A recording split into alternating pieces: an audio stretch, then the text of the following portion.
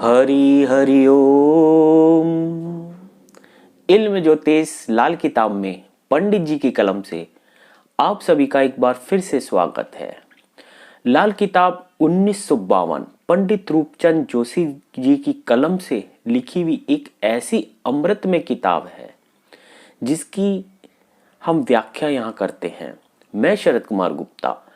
आज हम दोस्तों चंद्र ग्रह पर कुछ खास टिप्स, खास राय आपको देंगे कि आपका चंद्रमा किस प्रकार कुंडली में खराब हो जाता है और उसको ठीक कैसे कर सकते हैं।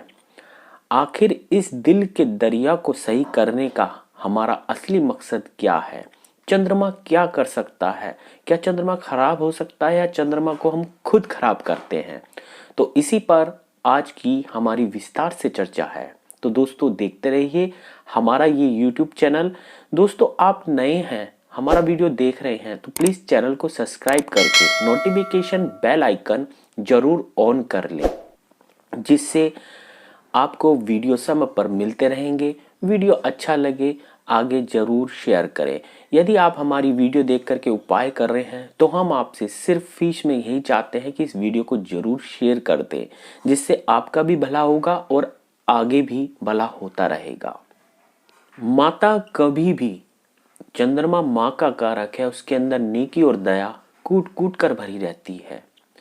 माता हर जीव जंतु की होती है, चाहे वो पापी ग्रह हों, राहु केतु हों या शनि हों, सब अपनी माता की इज्जत जरूर करते हैं। और इसलिए चंद्रमा के घर में बैठ करके ये कभी ना लड़ते हैं ना पाप करते हैं और धर्मी हो जाते हैं। पाप ना करने की कसम खा लेते हैं। जब ये खाना नंबर 4 में बैठते हैं या खाना नंबर 2 उच्च के चंद्रमा के घर में भी आते हैं तो वहां पर ये धर्मी हो जाते हैं, पाप ना करने की कसम खा लेते हैं, ना लड़ते हैं ना झगड़ते हैं। मगर इन ग्रहों की कुछ फितरत और नेचर ही कुछ ऐसी होती है, राहु केतु शनि की, कि इनसे शरारत हो ही जाती है।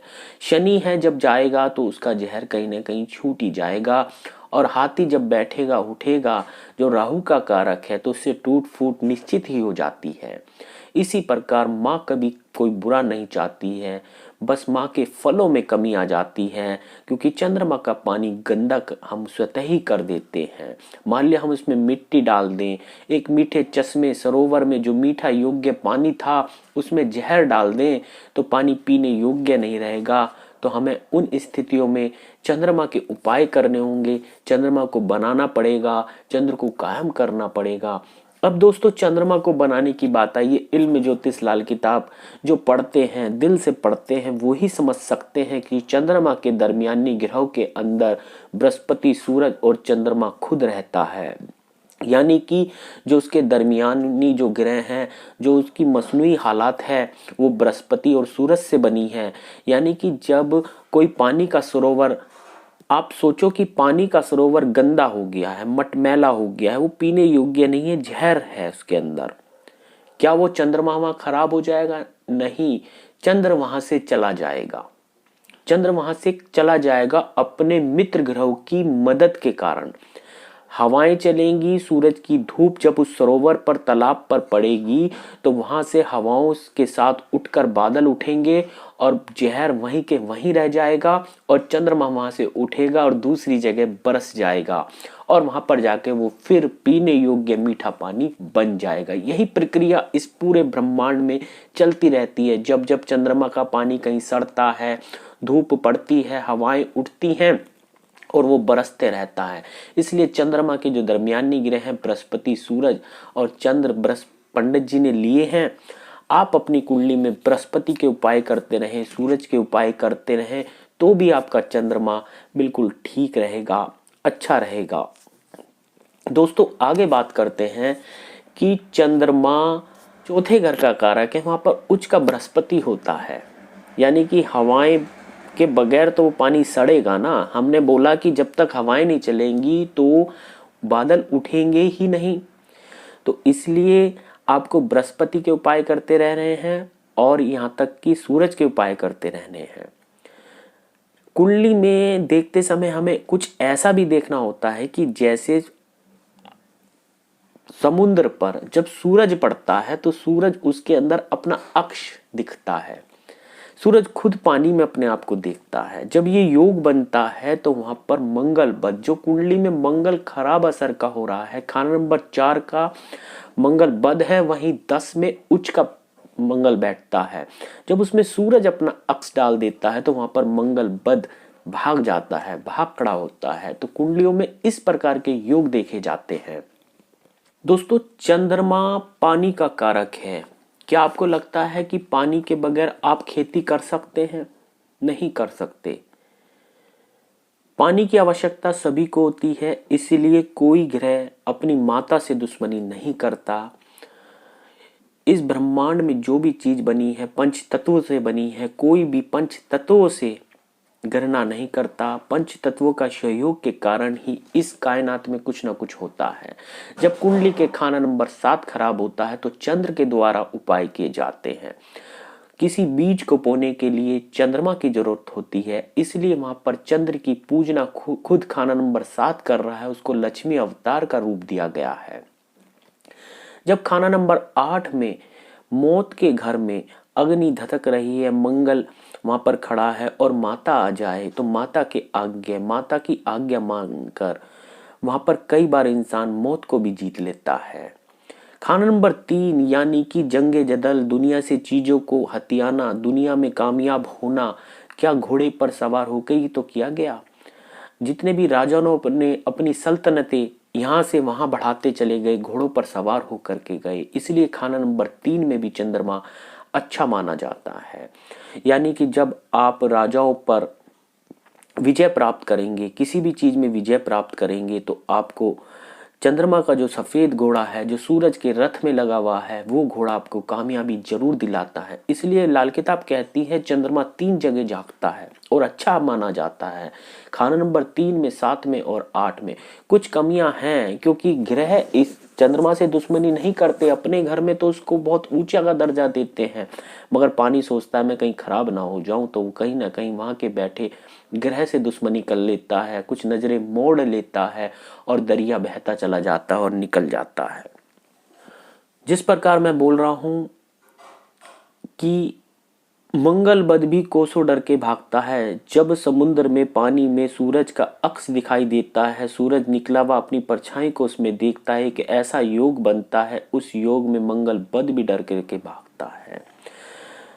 हवा बृहस्पति की और सूरज की गर्मी के कारण वर्षा का यौवन बनता है और चंद्रमा बनता है। आप कुंडली में इन दोनों ग्रह को ठीक करते रहें, चंद्रमा आपका ठीक होता रहेगा। क्या बुद्धि के बगैर आप कुछ कार्य कर सकते हैं? आपकी कुंडली में अगर बुध रेखा अच्छी है, बुद्धि रेखा, ये वाली बुद्धि रेखा आपकी अच्छी है, और जो दिल रेखा के नीचे बहती है, ये बुद्धि रेखा और ये दिल रेखा, आपको दूध दे दिया जाए, पीने के लिए दे दिया जाए, तो आप उसके मीठे मिष्ठान अपनी बुद्धि के द्वारा बनाएंगे। इसीलिए कहते हैं कि बुद्धि रेखा का ठीक होना जरूर अच्छा होना चाहिए, अन्यथा दूध बिखर जाएगा, मीठा मिलाते मिलाते और उसमें रेत आ जाएगी, दूध पीने योग्य नहीं रहेगा। तो इल्म ज्योतिष लाल किताब कहती है कि बुद्धि रेखा ठीक है तो चंद्रमा ठीक माना जाएगा। अगर शुक्र चंद्रमा को देख रहा है, इल्म ज्योतिष लाल किताब कह रही है कि अगर शुक्र अपनी दृष्टि चंद्रमा पर डाल रहा है तो वहां पर क्या होगा, चंद्र और शुक्र का आपस में देखना समझना स्त्रियों से झगड़े करा देगा, क्योंकि एक माता का कारक है, एक बीवी का, प्रेमिका का कारक है। माता को पसंद नहीं है कोई नई नवेली दुल्हन आकर उस पर हुक्म चलाए, तो यानी कि औरतों के कारण झगड़े, घर में फसाद पैदा होंगे। जब चंद्रमा देख रहा है शुक्र को, तो शुक्र तो खुद उस अपनी माँ की आज्ञा मान के उसको लक्ष्मी अवतार का रूप दे रहा था। तो वहां पर वो पंडित जी ने बोला है कि फकीर कमाल होगा, यानी कि उसके अंदर गैबी ताकतें, गैबी असर बहुत होगा, वो कुछ ना कुछ जो भी करता है तो कमाल करता है। मगर चंद्रमा का पानी जब अपने दुश्मन ग्रह को देखता है तो उसमें कुछ ना कुछ विष या जहर मिल जाती है, क्योंकि शुक्र के अंदर राहु और केतु विद्यमान रहते हैं और वो एक नशे का आदी भी हो जाता है, दिल में नशा चढ़ जाता है। इश्क का नशा हो या शराब का नशा हो, तो वो सरदार बोला है उसको नशेबाजों का सरदार बन जाएगा।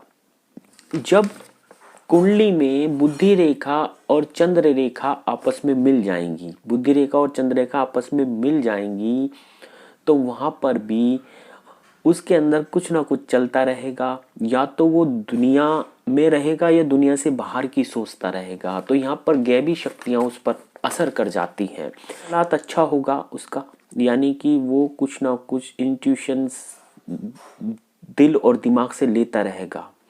वो अच्छा ज्योतिषी भी हो सकता है, कहते हैं ओझा बन सकता है, किसी को कुछ बताने वाला बन सकता है, तांत्रिक बन सकता है। ये ऐसी हालात उसकी गैबी हालात के कारण बनेंगी।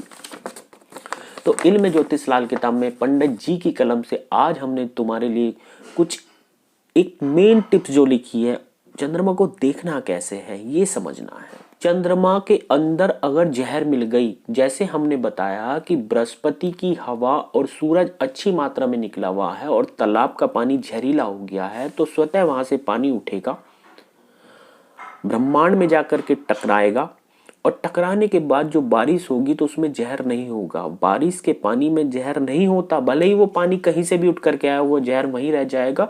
यानी कि बृहस्पति और सूरज को ठीक करें और खुद चंद्रमा के उपाय कुंडली के अनुसार करते रहें। चंद्रमा है क्या? माँ का कारक है। माँ से आपकी नहीं बनती है, माँ से आपकी झगड़े चलते रहते हैं, तो आपका चंद्रमा खराब है। माँ के पैर छुआ करें, चंद्रमा के उपाय किया करें। आपकी प्रॉपर्टी नहीं बन पा रही है, बैंक बैलेंस नहीं बन रहा है, रोज का आय चलाई पैसा, रोज का पैसा आना जाना गृहस्थी की चक्की या किस्मत की चक्की से आता है, आटा पिसता है, पैसा आता है, वो शुक्र का काम है, मगर पैसा जमा होगा नहीं होगा, थैला खाली रह जाएगा शाम को, वो कहीं ना कहीं चंद्रमा खराब होने की निशानी होगी। एक दो बात और है कि चंद्रमा में शनि का जहर मिल जाए। चंद्रमा हमारा दिल का कारक है, फेफड़ों में हवा को ले जाने का कारक है, छाती का कारक है, छाती में इन्फेक्शन हो सकते हैं, इस बात का ध्यान रखना है आपने। जब चंद्रमा कुंडली में बिल मुकाबिल होकर के बैठ जाए, ये कॉन्सेप्ट बहुत लाल किताब जो जानते हैं समझते हैं वो जानते हैं। ये किस प्रकार देखा जाता है, आप बिल मुकाबिल जरूर लगाया करें कुंडली में। जब भी बेमुकाबिल हो जाएगा चंद्रमा, तो चंद्रमा बिल्कुल खराब हो जाएगा, अच्छा होता हुआ भी खराब हो जाएगा, अपने मित्र के साथ बैठा हुआ भी खराब हो जाएगा। इसलिए आप कुंडली में चंद्रमा का तुरंत इलाज करें। आप मीठे पानी के सरोवर पर जाकर के उपाय करें, चावल से उपाय करें, माता के पांव छू कर के उपाय करें, चंद्रमा को कायम करें, घर में चांदी रखें और किसी अच्छे अनुभवी से कुंडली जरूर दिखाएं कि आपकी कुंडली बिल मुकाबिल हो तो नहीं गई। आप लगता है कि आपका चंद्रमा चौथे घर में बैठा है और अच्छा बैठा हुआ है, उसके साथ कोई ग्रह बैठा है और वो बिल मुकाबिल हो गया, तो क्या करोगे? चंद्रमा दूसरे घर में बैठा है, पांचवें घर में बैठा है, अपने मित्र ग्रहों के साथ बैठा है और उसके बाद भी आपके पास प्रॉपर्टी नहीं है, पैसा नहीं है, तो कहीं ना कहीं आपका चंद्रमा बिल मुकाबिल हो गया है। ये लाल किताब का कॉन्सेप्ट है कि दो मित्र बैठे हुए हैं और वो बेचैन है, माता पिता बैठे हैं फिर भी बेचैन है कि कहीं ना कहीं उनके घर में दुश्मन आ गया है। और जब दुश्मन आ जाएगा तो क्या वो ग्रह अपने जो मेन काम है वो करेंगे? नहीं, उनको छोड़ देंगे, पहले दुश्मन से लड़ने बैठ जाएंगे। ये होता है बेमुकाबिल ग्रह। इसलिए दोस्तों, इल्म ज्योतिष लाल किताब में पंडित जी की कलम से मैं आपके लिए कुछ ना कुछ अच्छी टिप्स लेकर के आता हूँ। आप हमारे चैनल को देखते रहें। यदि आपको कुंडली दिखानी है तो आप कमेंट्स करें, हमारे फ़ोन नंबर पर कॉल लेकर के अपॉइंटमेंट्स लेकर के ही बात करें। कृपया व्हाट्सएप पर डायरेक्ट कुंडली ना डालें, क्योंकि कहीं ना कहीं आप अपने गुरु को खराब करते हैं। फ्री की हिदायतें तो बहुत मिल जाएंगी, मगर वो हिदायतें काम करेंगी या नहीं करेंगी ये हम नहीं जानते हैं, क्योंकि मन नहीं लगेगा। सामने वाला वकील बन करके आपकी किस्मत में, आपके काम करेगा, आपने हत्या कर दी है तो आपको वकील हायर करना पड़ेगा। हमें भी उस कुदरत से कुछ लड़ना पड़ता है, उस कुदरत से कुछ कहना पड़ता है कि ये कुछ अच्छे कर्म करना चाहता है, दान करना चाहता है, तो इसके उपाय देने हैं। तो दोस्तों आप हमसे कुंडली दिखा सकते हैं। डिस्क्रिप्शन में हमारा फ़ोन नंबर होता है, आप उस पर कॉन्टेक्ट्स करें, अपॉइंटमेंट्स लें। तो इल्म ज्योतिष लाल किताब में मैं शरद कुमार गुप्ता फिर मिलता हूँ आगे की कुछ कड़ियों में। दोस्तों चैनल को प्लीज़ सब्सक्राइब करें, अपने मित्रों के साथ शेयर करें। अगर जो आपको अच्छा लगता है इल्म ज्योतिष लाल किताब, तो दोस्तों कहीं ना कहीं कुछ नेकी जरूर करते रहें। वंदे मातरम, जय हिंद।